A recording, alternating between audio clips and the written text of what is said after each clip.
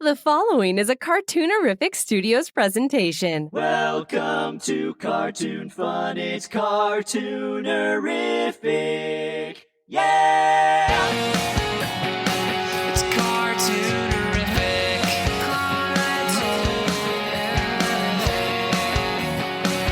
Cartoonerific.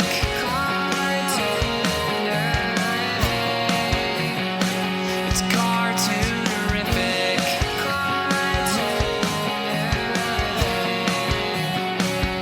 With your host Brian Mitchell. Well, welcome to the Cartoonerific podcast, classic animated cartoons. I am Brian Mitchell, and I am your host. You know, all kids love cartoons. I mean, I'm sure there's a few that don't, but I loved cartoons and puppets. I always thought it was a magical thing. It was always fun to me, and I would gravitate to it. But I think with me, I really loved cartoons. And if there was anything animated that came on during the day or prime time, I would watch it. You know, Saturday mornings were kind of tough because there were great cartoons on both stations, or, you know, because there were 3 stations. And there might be a cartoon that I wanted to watch on ABC, and there might have been something on CBS that I wanted to watch at the same time. So sometimes I'd have to kind of flip the channel around, see what was a little bit better at the time, and then watch that. But like I said, I just really loved cartoons. And somewhere around 1967, when The Jungle Book came out, that was kind of the flipping of the switch where I decided, you know, this is something that I would like to do. At least I'm interested in it. And so I started looking around for any information on animation. I wrote to the Disney studio, I wrote to Hanna-Barbera studios. They both sent stuff back. Disney sent me back this thick packet of information on how animated cartoons are made, and thick like a book. Hanna-Barbera sent me back a nice little letter and a photograph of the banana splits. So that was the thing with Hanna-Barbera. But anyway, but I started seeking out all different things, and I found this World Book Encyclopedia when I was going to school. There was a World Book Encyclopedia. It was a special edition, maybe just a special for the year. And in it had the making of an animated film, and it was the Bill Melendez studio. They had a bunch of photographs in it, and the photographs showed the full color photographs, by the way, of the making of a Charlie Brown movie. And I believe they were following the Charlie Brown, a boy named Charlie Brown. So anyway, these photos showed people painting cells and showing the animator work and the painting of the cells and the painting of the background. And it blew my mind. I was like, wow, you know, this is cool. I really like this. I probably didn't say cool at the time, but I really liked it. And so I was kind of hell-bent on getting an animation cell. But I didn't know where you could get an animation cell from. I didn't even think about writing to a studio asking them because some of these studios, if you wrote to them, they'd actually send you a couple of cells in the mail. I didn't know this. And, I would think, I'm thinking back and I'm going, I wrote to Hanna-Barbera, I wrote to Disney. Nobody sent me a cell, So anyway, eventually I went to some movie memorabilia, mainly poster shop on Long Island, New York. And they had 2 cells, and one was Porky Pig, and the other one was something out of a Betty Boop cartoon. But anyway, they were full color cells. And what I learned later on, even though I really liked these, we bought them because they weren't too expensive. We bought them. We had the 2 hanging in cheap frames in the house.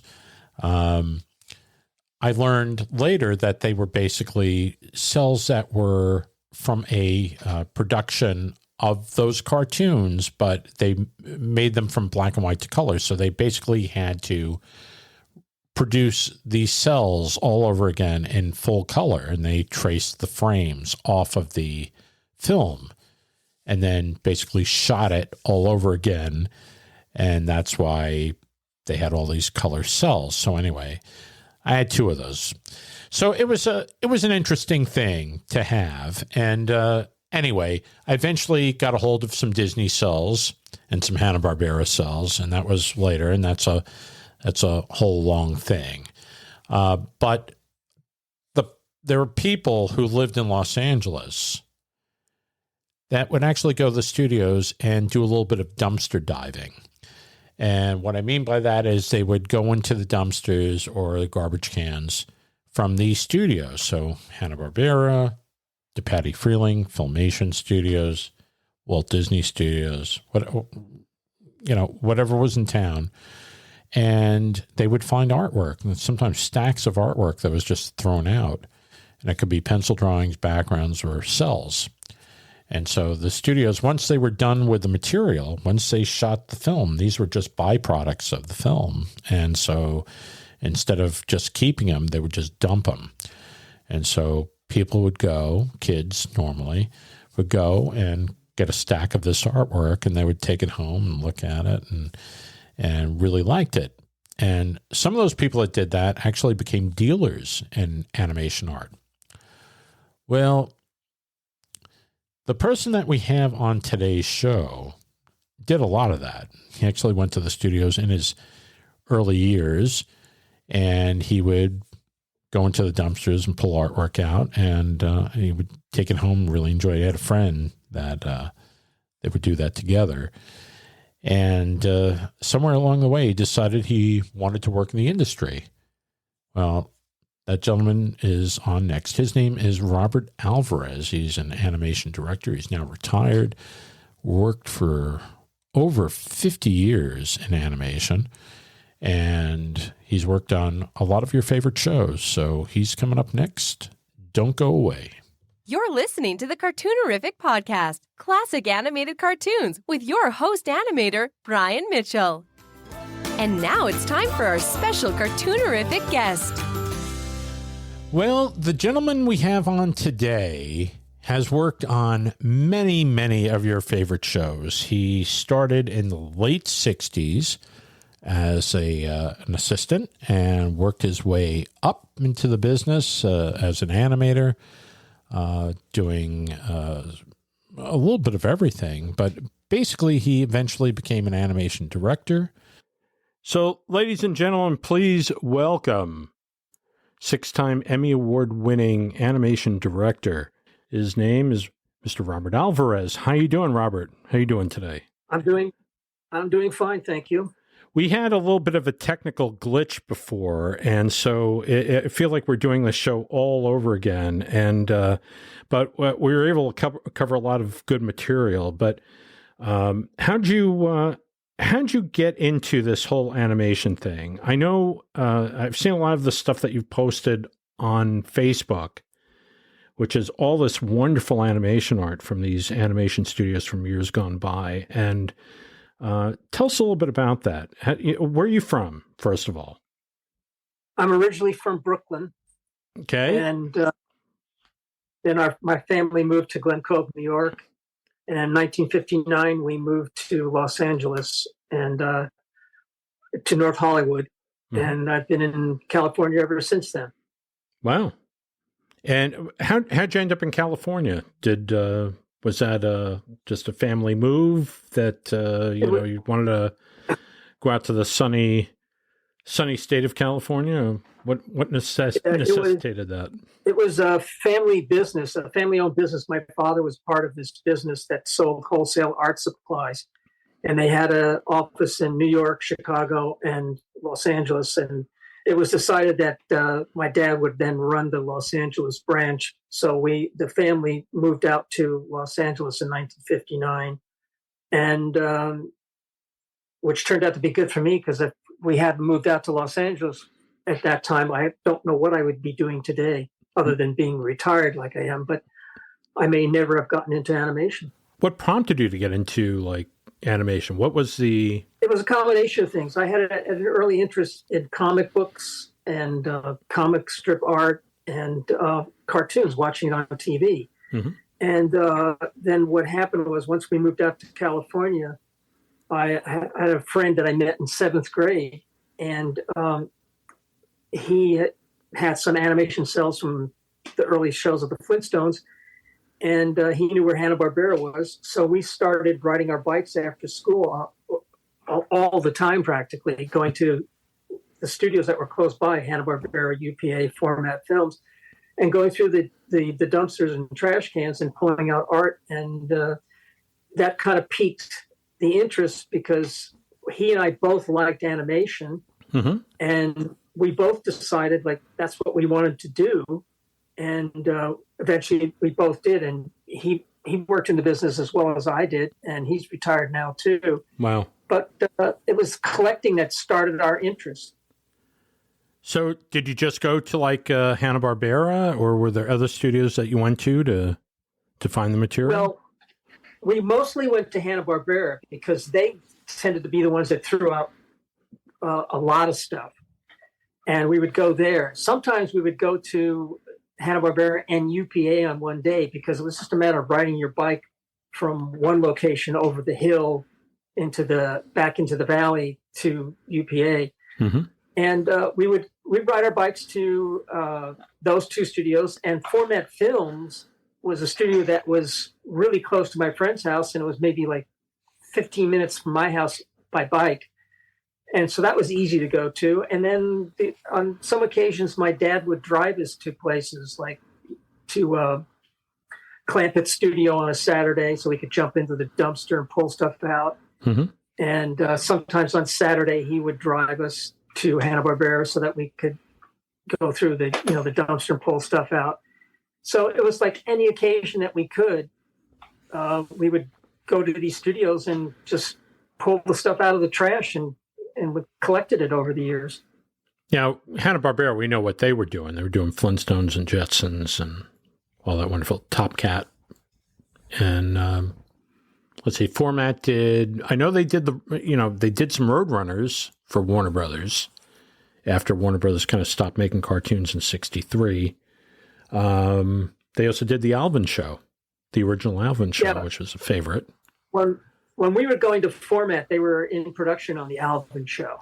Mm-hmm. And they also then did the Long Ranger Show. And so when we were going to Format, the one thing that was nice about Format was they actually would let you come in and watch them work. So we did that on one occasion. They were really nice. We could stand at the desk and watch them draw. And so that was a good place to go to because they were pretty friendly. Right. And Hanna-Barbera, Hanna-Barbera and UPA were places where if we saw artists walking down, we wouldn't even know who they were except for Bill and Joe because we knew who they were. Right. But we were just going there to pull stuff out of the trash. Wow. Pretty amazing. Pretty amazing time.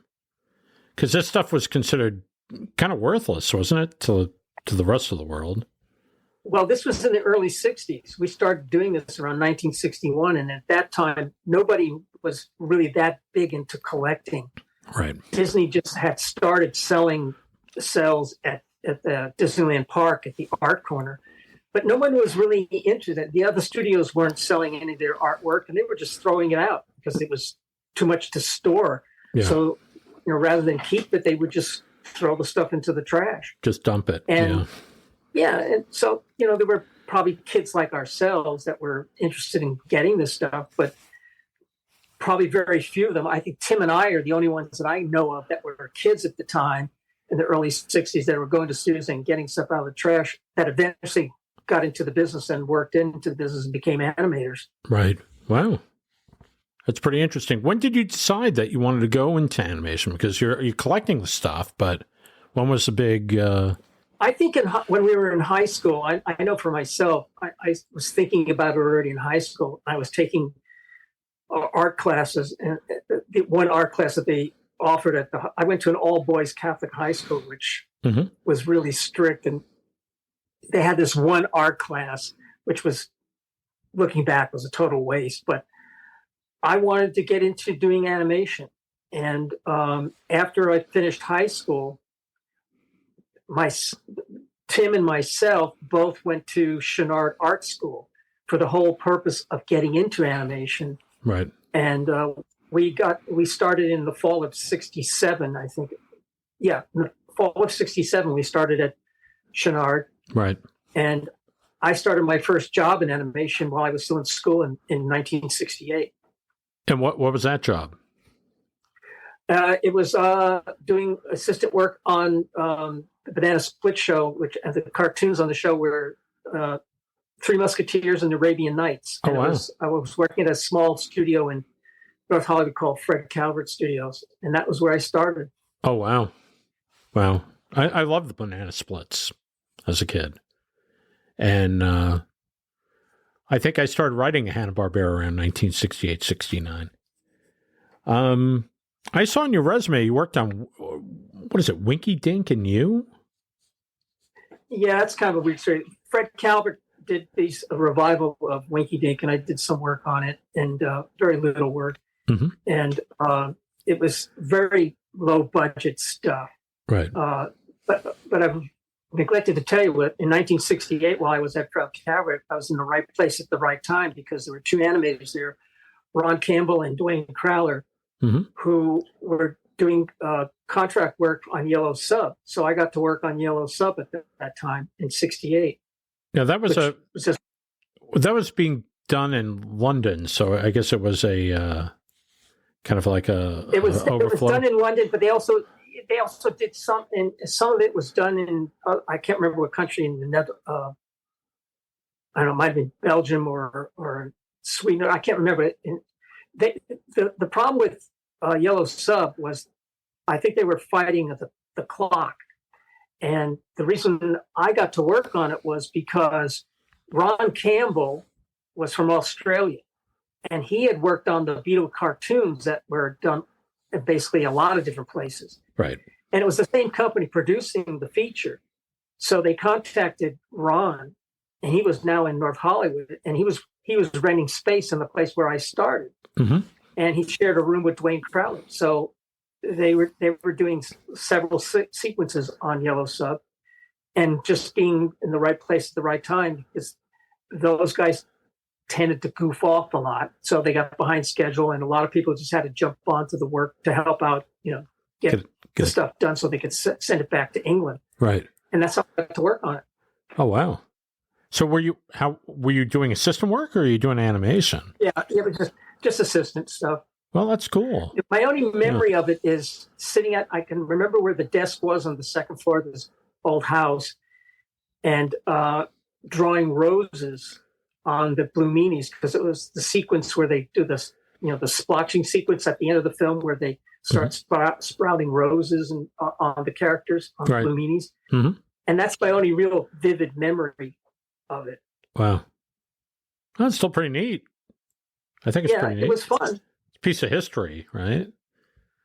Yeah, and I used to go into the studio real early so I could go into Ron's room and go through his trash cans. I was still doing the same thing, and anything in the trash was mine. So still have the drawings. I have drawings from, roughs and stuff that he would throw away, and model sheets and some layouts from the film. Oh, very neat.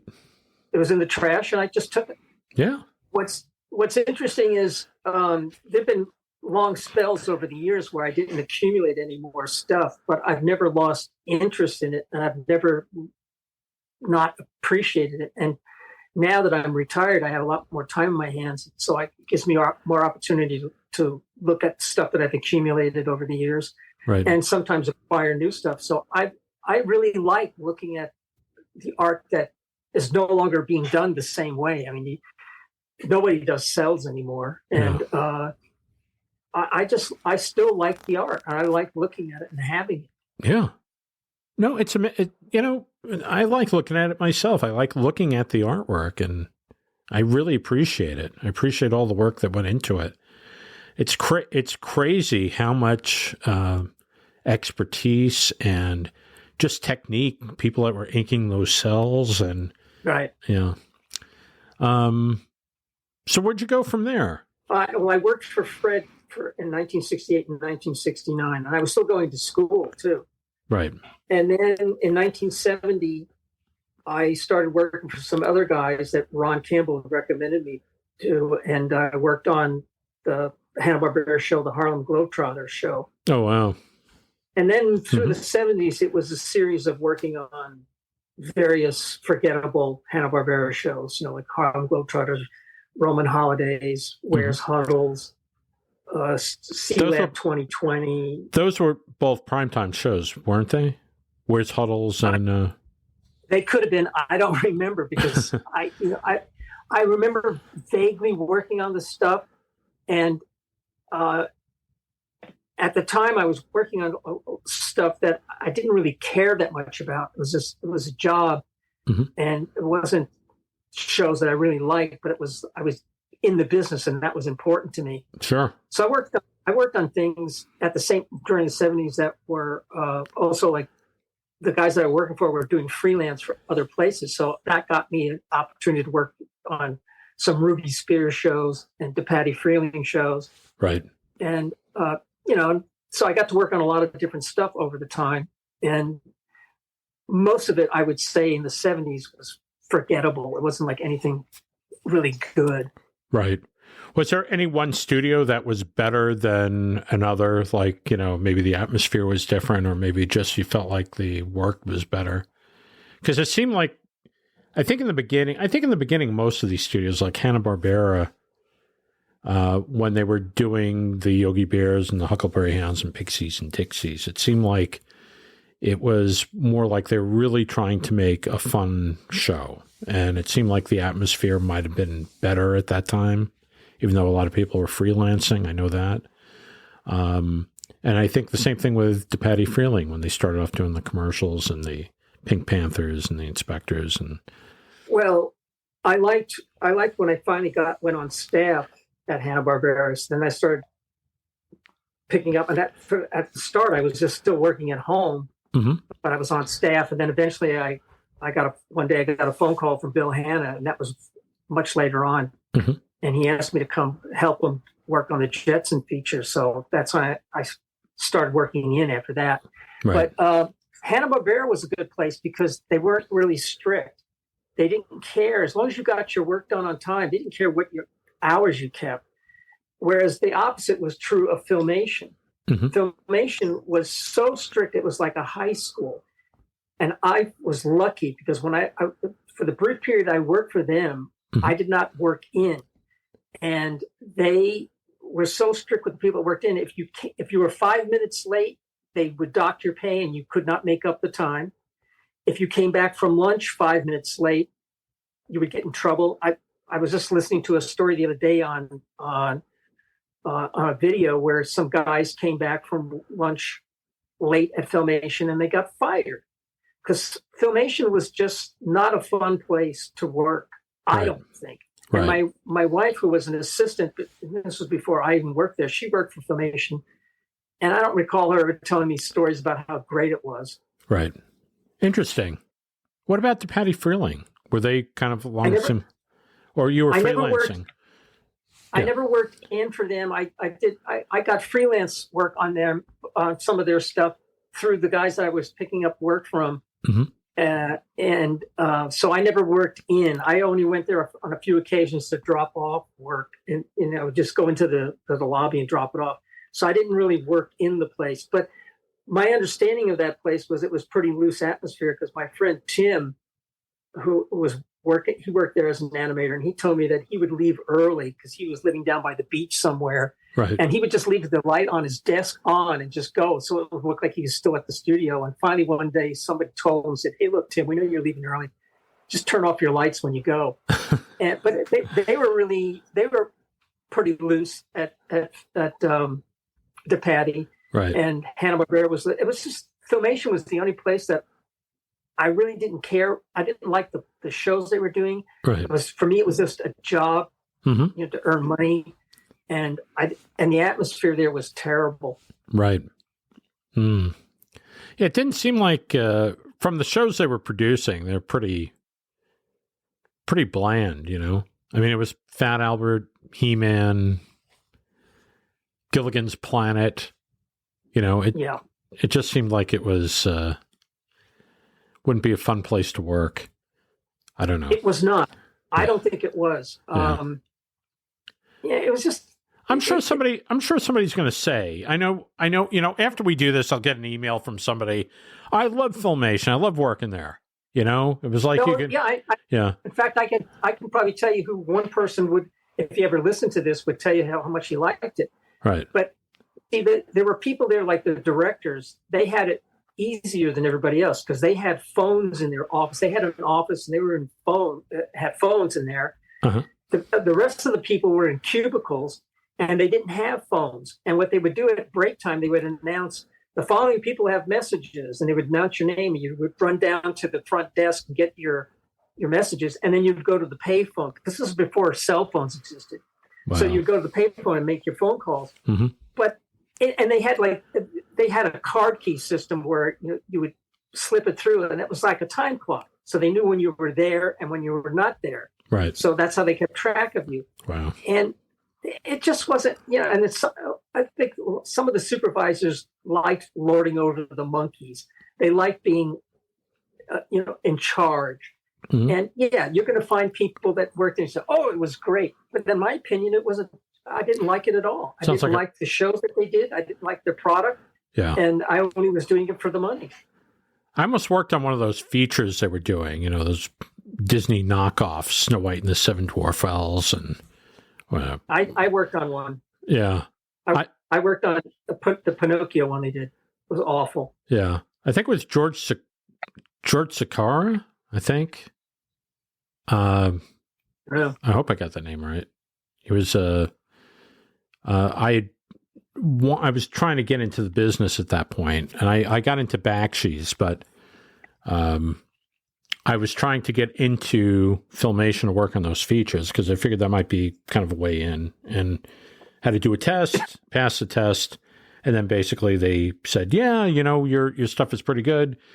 Yeah, we can use you." And they said, call back next week, and we'll give you a start date. Call back next week. Everything was basically just canceled, and they're going to finish it up with the people they had there. And basically, what George said to me was, "Look, the opportunity isn't here now, but I think Bakshi is doing something, so give him a ring." And I ended up working for him. So probably better. Probably. Yeah, because I worked on the Pinocchio feature, and yes, Hal Sutherland was the director, and I remember you'd go into I still was working at home, mm-hmm. and you'd go in and he'd hand you the stuff. I don't remember him giving you any great direction or anything like that. It's like do the work, come back the following week, drop it off. Did that for a little while, mm-hmm. and then I did more work for their TV stuff, and I just didn't like any of their product. I didn't like working for the people. I didn't like the studio. And, but in the business, you don't always work on shows that you like. Number one, right. You work where you get a job offer. And I would tell people who would come through my office, like interns and stuff. And I would tell them this all the time. I would say, look, if you only work on shows that you like, you're going to be very poor. Mm-hmm. So a lot of times you're going to work on stuff that you don't like because it's the job. It's the one thing that's available at the time. So I worked for the Filmation stuff because Hanna-Barbera was slow at the time. And right. So I figured, why not? But while I was working for Filmation, I was also freelancing for Deke. Mm-hmm. And then eventually, I started going back on staff at Hanna-Barbera. Right. Was Hanna-Barbera like when you were over there, wasn't it like 6 months on and 6 months off? Because the industry when I started out was pretty much like that all across town. There was exceptions, people that were like the higher ups, the real important people that were the studio was not going to lay off. They would, but for the most part, you'd work like 6 months and you'd be out 6 months, and you would collect unemployment or you would go around trying to get work on a commercial or someplace. Right. And it was rough, and that was like that in this when I started in the late 60s mm-hmm. and in the early 70s. And then by the late 70s was getting a little bit better. And in the mid 80s was the last time I was ever laid off. Right. Wow. I know when Filmation was doing the He-Man stuff, I think they're trying to keep people on all year round. So rather than just do a 6 month thing, 6 month on, 6 month off, seemed like they're just trying to keep it going. For work, it was good for work, but I think the industry as a whole, and I'm just trying to remember now, like in the late 80s for me, I'd work on something and then, it was pretty much I would have to work on commercials or something else. Hopefully something else would pop up where I could do maybe some animation or layout or something. And, but it seemed like the season ran, I think the seasons were getting shorter too. I think it used to be like it would go from maybe March to August. And then I think the networks were picking up stuff later and later. And it became a thing where, maybe the shows were being picked up in April or May and not giving these animation studios enough time really to do the shows right. Do you recall that or? Yes. When you're talking about when there was only 3 networks. Yeah. And in those days, the networks always committed to their shows at the last possible minute. And then studios would restaff up the people and you'd go to work. And, but they had people, like, for example, at Hanna-Barbera, they had people that were not laid off because they were doing stuff, either developing things or they were key people that they were going to keep around all the time. Right. So by the time you got back to work, the shows it was ready. And then also in the 70s, stuff started getting farmed out of the country more and more. Mm-hmm. And that was what prompted the first modern strike in 78 or 79 because of the runaway production. Right. And it was 2 strikes. And, but, once that door got kicked open, there was no closing it because, to be honest, like Jay Ward started that way before everybody else in 1959 when he was doing Rocky and Bullwinkle. Right. When he started. And for him, it was an economic necessity because it had so little money that they went and started that studio in Mexico City. Right. Gamma or Renmar. Yeah, Gamma. Yeah. Yeah. And, and then by the 80s, there were studios everywhere. Hanna-Barbera had a studio in Australia. They were using a studio in Taiwan.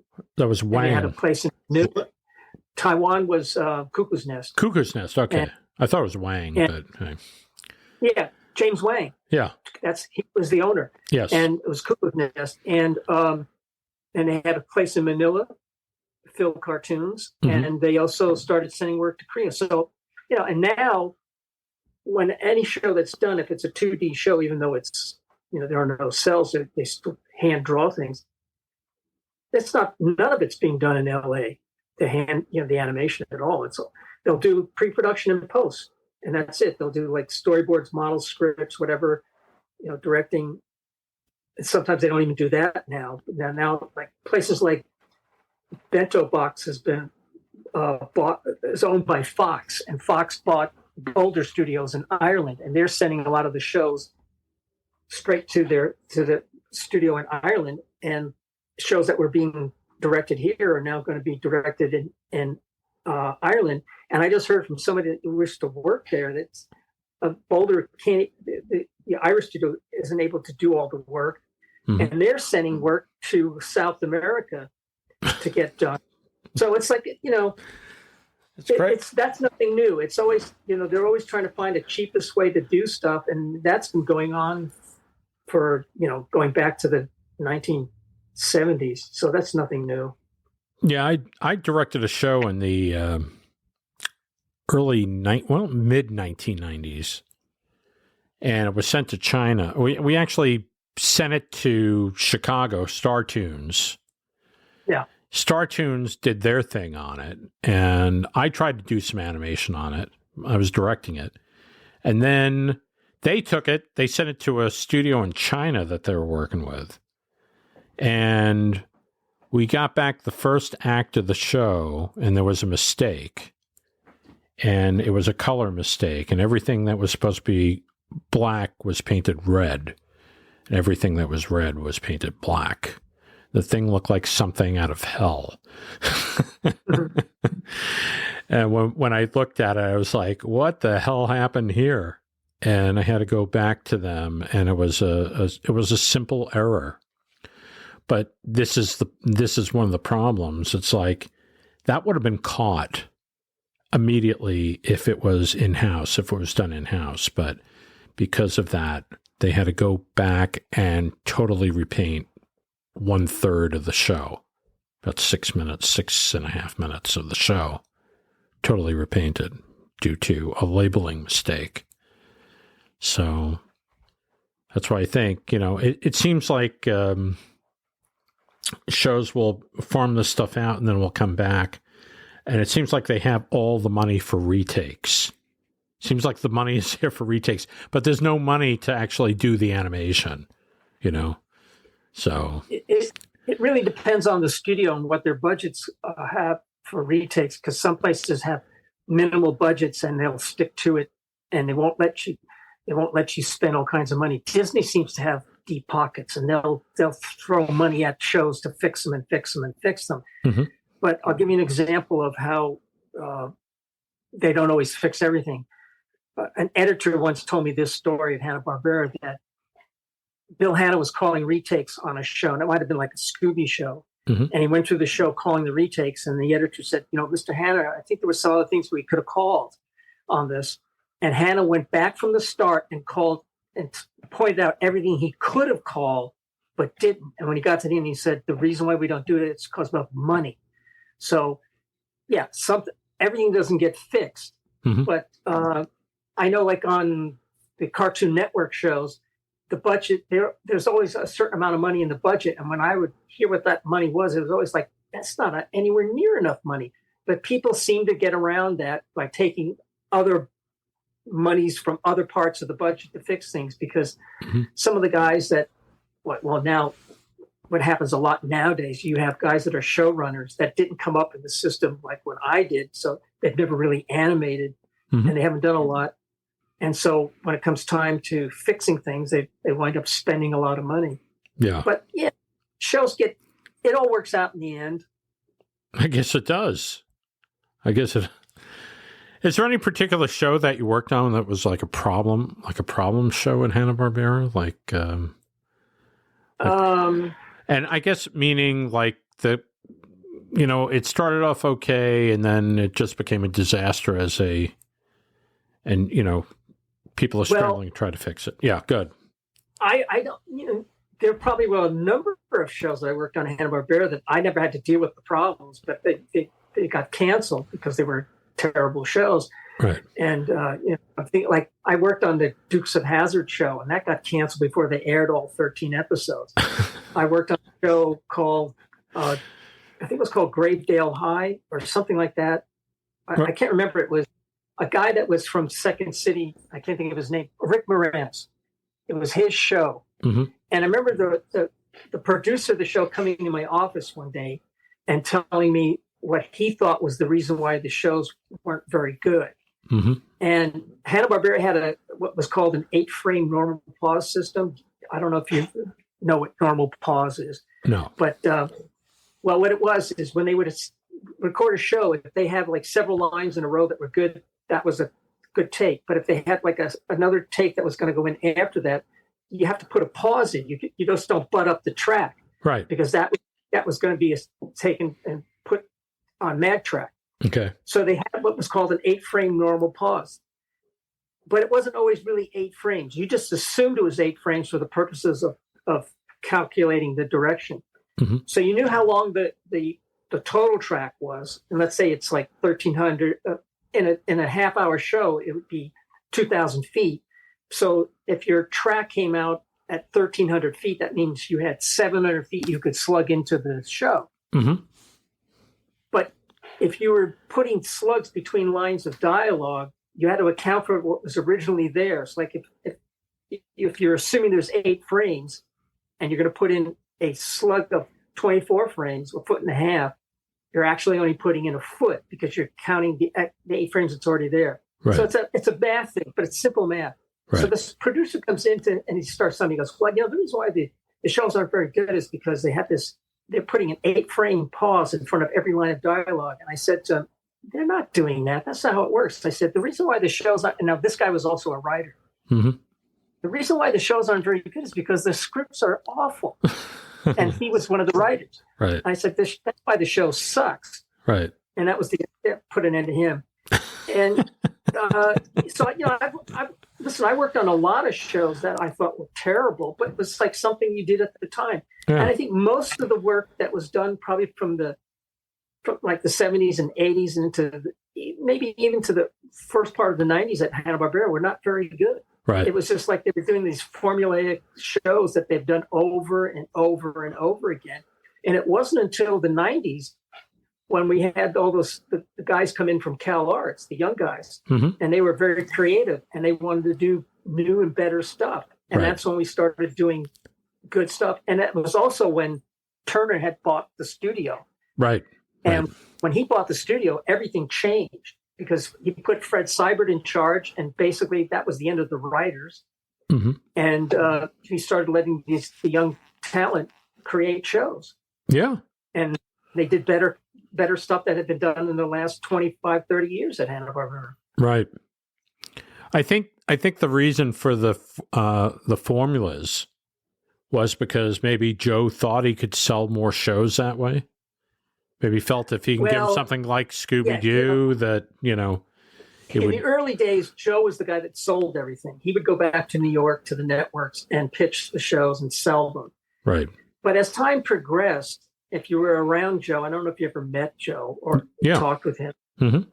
Later on, because I had a meeting once with him, and this was in the 90s when I did 2 shorts for What a Cartoon. And so Fred's assigned to me this one guy that was like, he had brought in, and he said, I want you to go talk and meet with Joe and talk about your short. It was already a greenlit short. I was like, what do I need to talk to Joe for? And you could tell Joe, it was just, he was tired. I mean, it wasn't like, he was like saying these things that were not good. And you could see like his day was long gone. Mm-hmm. And that was true of, I think, a lot of the stuff that Hanna-Barbera did in the 70s and 80s. They just weren't doing very good stuff. And they were doing these formulaic shows. And the writers were the guys that were king before Turner came in. So they were the ones that would create stuff. And Joe would somehow pitch it or wherever it was, how it was getting done. Right. But these writers were writing the same crap over and over again. Yeah. And that all changed with Turner. So that's always a good thing when you have new ideas and you're doing different things. You're doing things in a different way.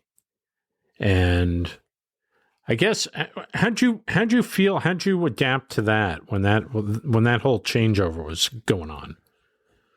Well, at first I was kind of taken aback and I didn't know what to think. And Fred Seibert always tells the story that I gave him a hard time, but I don't recall that. I think I probably confronted him with some issues because that's just the way I am. Mm-hmm. And but then I realized that what he was doing was really good because he basically got rid of the writers. Mm-hmm. He did hire 3 people and put them in positions of, they were supposedly development people, but they were worthless. Right. And he was letting the young artists create the material. And so I really liked it. I liked what they were doing, and I liked that work. And that carried over into what we did at Cartoon Network when we opened up the studio Cartoon Network in the year 2000. And it was good. I think Fred is he created something that almost all the studios are doing today. He was the guy that started doing all these shorts as potential pilots. Mm-hmm. Before that, nobody was really doing pilots. They were writing scripts, pitching shows, and then they would do a show and they would go on the air. We started doing pilots at Hanna-Barbera. Mm-hmm. And that's how Dexters Lab, Cow and Chick, and Johnny Bravo, right, and Powerpuff Girls all came about. Right. And then Nickelodeon started doing the same thing, and Disney does the same. All the studios do that now for the most part, with few exceptions. Mm-hmm. And Fred started that. Right. But prior to that, it was a completely different system at all the studios. I think with those shorts, they were nurturing those ideas. They really, they're kind of fine tuning them before they actually did the pilot, and then they would let that person do it, right? Well, what happened is this, because I did two shorts myself. I pitched 3, and I got to do 2 of the 3. Wow. Here's the deal.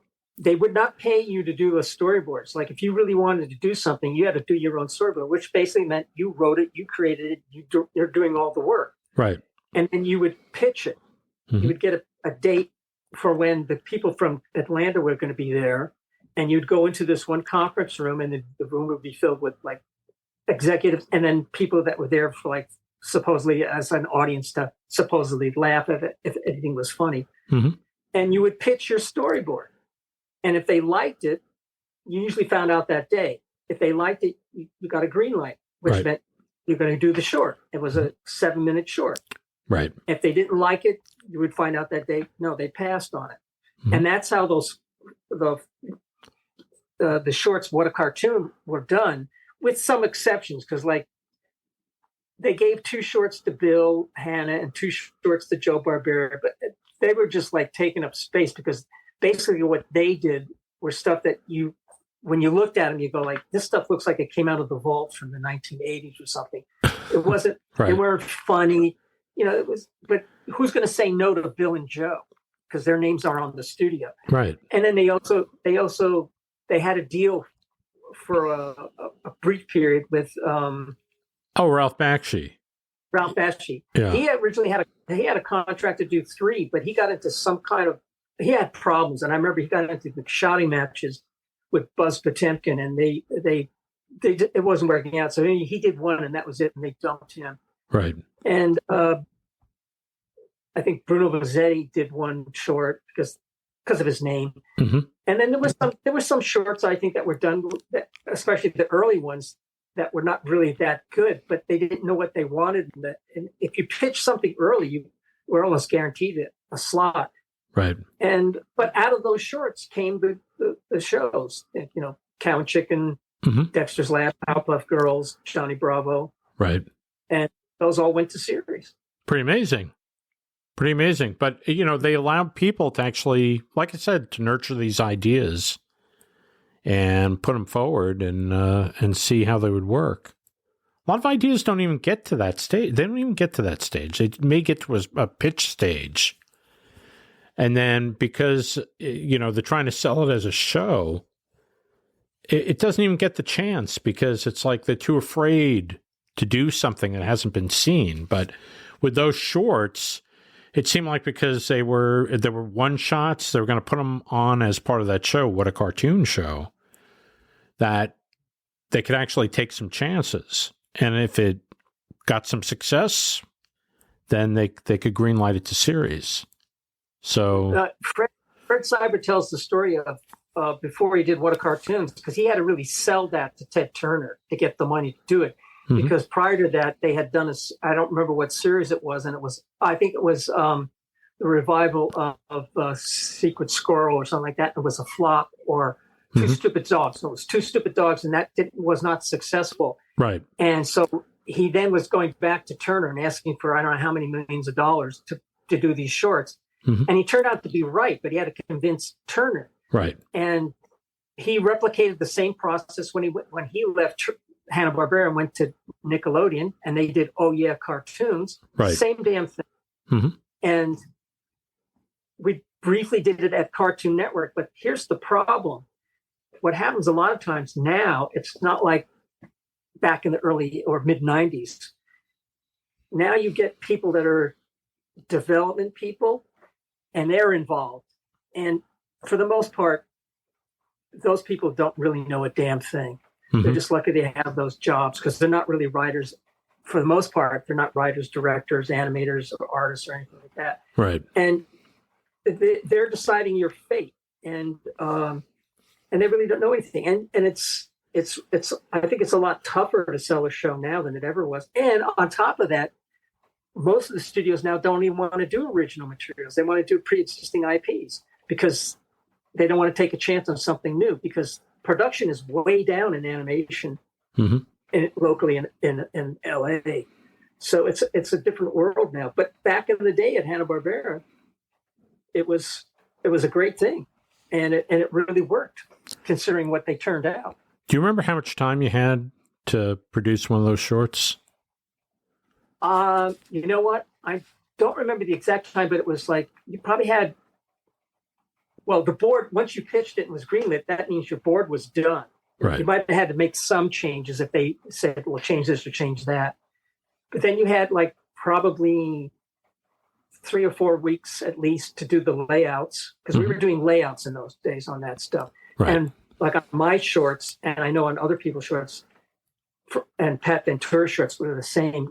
You were practically animating the whole thing in layout. And it was just a matter of putting some charts down on some of the layouts. And when we would do the exposure sheets, you know, we had all the materials here. So you probably had about 3 or 4 weeks to do the layouts, and you would get a couple of people to do, you know, like on mine, I had like at least 3 or maybe 4 people that I would freelance the layouts to. And then you probably had, I think we have probably a week or 2 to do the direction. And at the same time, you did, you know, color key and all that stuff. And then it would go, those shorts were for the most part, were being done in Manila at Phil Cartoons. Right.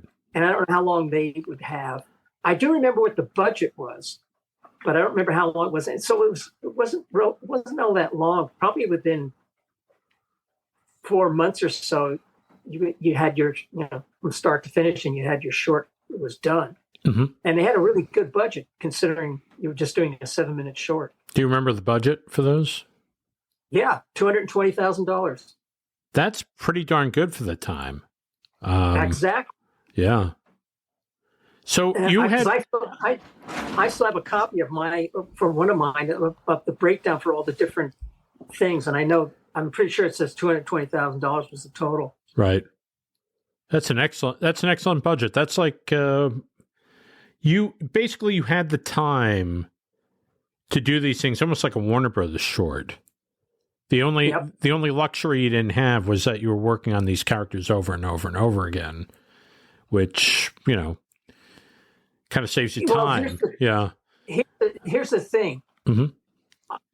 For me, what I was doing was the people that I had worked on my shorts were people that I knew, and I knew what they could do, and they were all better than me art-wise. Like I had Mark Towser working on mine. Yeah, and he's excellent. Mark he's retired, and he's a fantastic animator. And he did work on all of Pat Ventura shorts. Right. And I also had Andy Bioch, who's a great designer, and he can do layout and all that stuff. So I had guys that were really good at laying out, and Craig Kellman, and these guys are all good because they can animate, and they're really great artists. So I had really good layouts done for my shorts. And I had, I basically art directed my own stuff when I wrote it. And I also did layouts myself on both of my shorts. So I knew what I was capable of. And if I had something that I thought was difficult, I would give it to Mark to do, because Mark he can animate anything. Right. So I don't know how the other people work. I did work on a lot of the other shorts, but I was just doing directing, and I would slug boards and write sheets, but not all of them did layouts, but on mine, we did layouts. So, yeah, it was good. And that's probably why I think some of them turned out really as good as they did. Do you have any questions or comments about the podcast? Please email Brian at CARTOONERIFIC.com. Your email may be featured in one of our future shows. Well, if you haven't guessed it, this is going to be a two-parter. This is part 1. Next week, we'll have part 2 with Robert, so please come back for that. Well, I have to say, when we're doing the interview with Robert Alvarez, there were problems at the beginning of the interview, and 2 different things. The sound quality wasn't there, and the unit kept shutting down. And I think it was due to a SD card issue. So anyway, Robert was very gracious and very giving, and I told him what was going on, and he agreed to soldier on, and we got the technical issues solved. It had to be maybe anywhere between 45 minutes and an hour before we actually, that we wasted before starting the interview again. And so just want to thank Mr. Alvarez for giving us this interview. We had an issue last week with Willie Hartland as well, and I want to apologize to Willie because once again we had a sound issue. It was basically, I think, due to the same device that we were recording it on. So anyway, Willie deserves a whole lot better. It was a fun interview. It was a good interview, but I'm going to see if we can get Willie back to maybe do another interview with better sound quality, and then we will post that up. But I just want to tell Willie that I'm very sorry that happened. Try to be on top of this stuff. Try to make these podcasts sound as good as they can. And so, once again, I'm sorry about that. I don't know if you know, but Google Podcasts is going away. And I like Google Podcasts, but anyway, it's transitioning to YouTube Music. So if you have a subscription for this show through Google, you're probably going to have to do it through some other service. And I'm going to make it available on YouTube Music sometime at the beginning of April. So if you want to listen to it on that, you're going to have to wait till it's available. But there's many other services that offer it. So please go to one of those services and subscribe there. Anyway, if you really like what you're listening to, please subscribe. And if you like to share this, please tell a friend or two. Let them know that you're enjoying the podcast.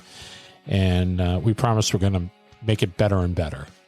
Anyway, I want to thank you all for tuning in. I want you to have a great day, a great week, and we'll see you all next time. Take care now. This has been a Cartoonerific Studios presentation.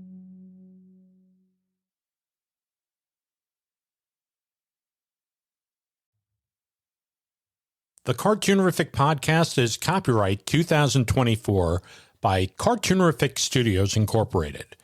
All rights reserved.